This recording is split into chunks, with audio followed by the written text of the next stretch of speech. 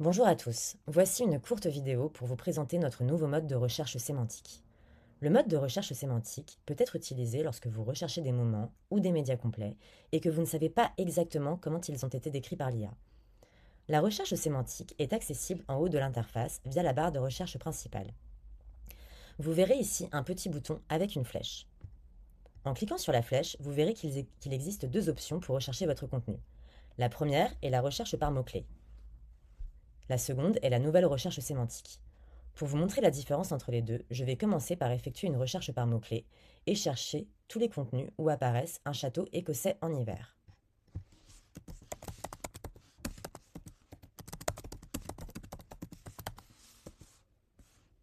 Comme vous pouvez le voir, aucun résultat n'apparaît. Essayons maintenant avec la recherche sémantique.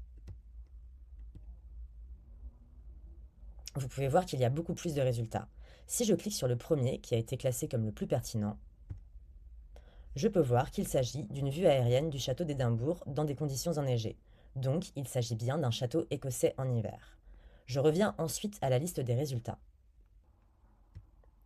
Avec la recherche sémantique, vous pouvez directement accéder au panneau des filtres en cliquant sur cette icône et filtrer votre recherche.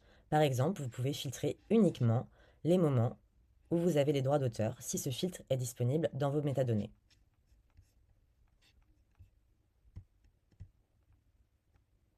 Et n'apparaîtront uniquement les contenus pour lesquels vous disposez des droits d'auteur.